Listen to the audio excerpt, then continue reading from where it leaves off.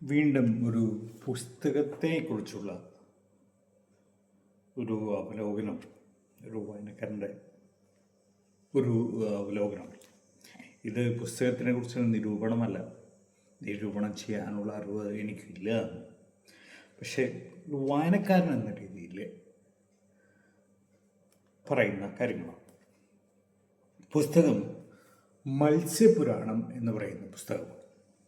ഇത് എഴുതിയിരിക്കുന്നത് മഞ്ജുഷ ബീബി. ഈ പുസ്തകത്തിലേക്ക് എത്താനുള്ള ഒരു പ്രധാന കാരണം മഞ്ജുഷ ഗുരുവായൂരുകാരിയാണ്. ഞാനും ഒരു ഗുരുവായൂരിനടുത്ത് ജീവിച്ചു വളർന്നൊരു വ്യക്തിയാണ്. അതായിരുന്നു ആദ്യത്തെ ആകർഷണം. രണ്ടാമത്തെ ആകർഷണം ഈ പുസ്തകത്തിൻ്റെ അച്ചടി. കാർണൽ പ്രിൻറ്റേഴ്സ് എന്ന് പറയുന്ന തൃശ്ശൂരിലൊരു സ്ഥാപനമാണ് ഇതിൻ്റെ അച്ചടി നിർവഹിച്ചിട്ടുള്ളത്. മനോഹരമായ അച്ചടിയാണ്, വലിപ്പമുള്ള അക്ഷരങ്ങൾ, അതും മനോഹരമായ ഫോണ്ട്, വായിക്കാൻ എളുപ്പം. പിന്നെ ആകർഷിച്ച ഒരു കാര്യം ഇതിൻ്റെ ഇലിസ്ട്രേഷൻ. ഇതിലെ പല കവിതകൾക്കും ചിത്രങ്ങളുണ്ട്. ജെയ്സൺ എന്ന് പറയുന്ന ഒരു വ്യക്തി ആണ് ചിത്രങ്ങൾ വരച്ചിട്ടുള്ളത്. പല ചിത്രങ്ങളും മനോഹരമായിട്ട് തോന്നിച്ചത്.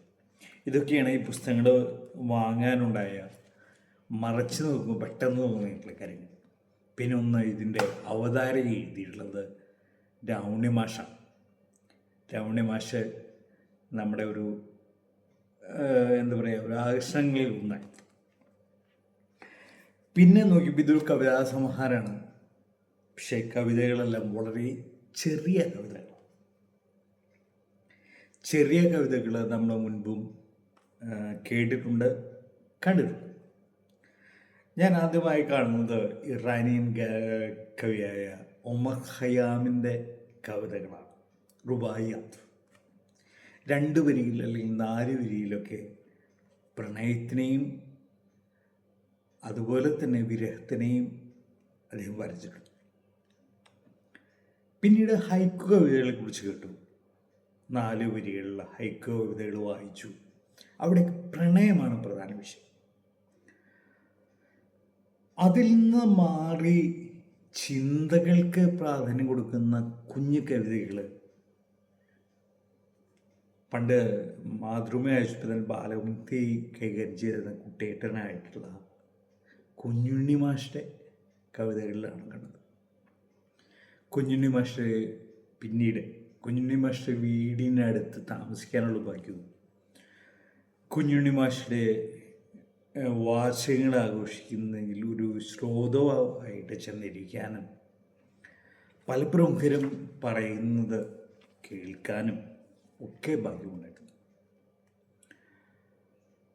പൊക്കമില്ലാത്തതാണ് എൻ്റെ പൊക്കം എന്ന് പറഞ്ഞ കുഞ്ഞുണ്ണി മാഷ് വളരെ എന്താ പറയുക, നമ്മുടെ ചിന്തകളെ ഉത്തേജിപ്പിക്കുന്ന കവിതകൾ എഴുതി. ഇതിൽ രാവുണ്ണി മാഷ് പറയുന്ന ഞാൻ ആരുടെ തോന്നലാണ് എന്ന കുഞ്ഞുണ്ണി മാഷിൻ്റെ ചിന്തയെക്കുറിച്ചും കവിതയെക്കുറിച്ചും പറയുന്നു.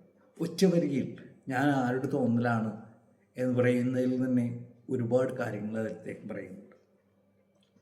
കുഞ്ഞുണ്ണി മാഷിൻ്റെ കവിതകളുമായിട്ട് ഇതിനെ കമ്പയർ ചെയ്യല്ല.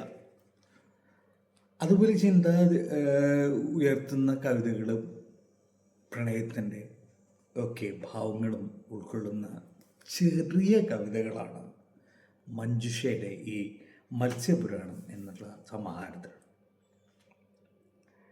ഇതിൽ പ്രണയമുണ്ട്, അതുപോലെ തന്നെ വിരഹമുണ്ട്, ചിന്തകളുണ്ട്. ചെറിയ ചെറിയ കവിതകളാണ്. ഉദാഹരണത്തിന് വാക്ക് എന്ന് പറഞ്ഞൊരു കവിത. ഒരു വാക്കിനോളം തലോടിയത് ആരുണ്ട് തല്ലിയത്. അവിടെ ആ വാക്കിനെ കാണിക്കുന്ന ഇത് എത്ര റിസർവേഡാണ്. അതുപോലെ തന്നെ ഇതിൽ സ്നേഹം എന്ന് പറഞ്ഞൊരു കവിതയുണ്ട്. എത്രമേൽ മായ്ച്ചാലും മായാത്ത മഷിപ്പാടാണ് സ്നേഹം. ഇങ്ങനെയുള്ള മനോഹരമായ ചിന്തകളും ഭാവങ്ങളുമാണ് ഈ കവിതകളിൽ ഞാൻ കണ്ട സാർ. ഇതിൽ പ്രണയം മാത്രമല്ല, ചിന്തകളുണ്ട്. അതുപോലെ തന്നെ ജീവിതത്തെക്കുറിച്ചുള്ള വ്യക്തമായിട്ടുള്ള എന്താ പറയുക, വ്യക്തമായിട്ടുള്ള നമ്മൾ ജീവിതത്തിൽ നോക്കിക്കാണുന്ന രീതികളുണ്ട്. ഇപ്പോൾ ജീവിതം എന്ന് പറയുന്നതിനെ ഇതിനെന്തൊരു കവിത, ജന്മപ്പിറപ്പിൻ്റെ ഒറ്റ നിലവിളിയിൽ നിന്നും മൃതിയുടെ കൂട്ട നിലവിളിയിലേക്കുള്ള പലായനം, അതാണ് ജീവിതം. ശരിയല്ലേ? നമ്മളെല്ലാവരും ജനിച്ചു വീഴുന്ന സമയത്ത് നമ്മൾ മാത്രമേ അറിയുന്നുള്ളൂ, ബാക്കിയുള്ളവരെല്ലാം ചിരിച്ചു മുഖങ്ങളാണ് കാണുന്നത്. പക്ഷേ മൃതിയുടെ സമയത്തോ ചുറ്റുവട്ടത്തിലുള്ളവർ ഭൂരിഭാഗം പേരും അവിടെ കരയാണ് ഉണ്ടാകുന്നത്. എന്നാൽ ഇതിനകത്ത് പ്രണയമായിട്ടുള്ള കാര്യങ്ങളും ഉണ്ട്. നീ മഴവില്ലായി വിരിയുമെന്ന് കരുതിക്കൊണ്ട് മാത്രം ആകാശത്തെ എൻ്റെ സ്വപ്നത്തിൽ ചേർത്തിരിക്കുന്നു. പ്രണയത്തെ നല്ല രീതിയിൽ തന്നെ നോക്കിക്കാണുന്ന കാര്യങ്ങൾ ഇതിനകത്തുണ്ട്. ഇതിനകത്തൊരു പച്ചവുത്തൽ എന്നൊരു കവിതയുണ്ട്, ഞാൻ വായിക്കാം. എങ്ങനെയാണ് നീ എന്നിൽ നിന്ന് മാഞ്ഞു പോവുക? എല്ലാ വേദനകൾക്കും അപ്പുറം ഞരമ്പുകളിൽ പ്രണയത്താൽ പച്ച കുത്തിയിരിക്കുന്നുവല്ലോ നിന്നെ. ശരിയല്ലേ? നമ്മൾ പ്രണയിക്കുന്ന വ്യക്തി ആരാണോ അയാൾ നമ്മുടെ ഞരമ്പുകളിൽ, നമ്മുടെ സിരകളിൽ പോലും ഉണ്ടാവും. അങ്ങനെ മനോഹരമായ കുറേ കവിതകളുടെ ഒരു സമാഹാരമാണ് മത്സ്യപുരാണം. മനോഹരമായ അച്ചടിയാണ് ഇത്. എൻ്റെ പ്രസാധകർ കാവ്യശിഖ എന്ന് പറയുന്ന ഒരു സ്ഥാപനമാണ്, തൃശ്ശൂർ റവലുള്ള ഒരു സ്ഥാപനമാണ്. 150 രൂപയാണ് പുസ്തകത്തിൻ്റെ വില. മനോഹരമായ അച്ചടി, മനോഹരമായ പേജുകൾ, ഞാൻ പറഞ്ഞില്ലേ, അതുപോലെ ഇതിനകത്തുള്ള ചിത്രീകരണങ്ങൾ ഒക്കെ വളരെ മനോഹരമാണ്. അവതാരിക എഴുതിയിരിക്കുന്ന രാവണ മാഷയുടെ പല നിരീക്ഷണങ്ങളും മനോഹരമാണ്. മഞ്ജുഷ ബേബിക്ക് എല്ലാവിധ മംഗളങ്ങളും.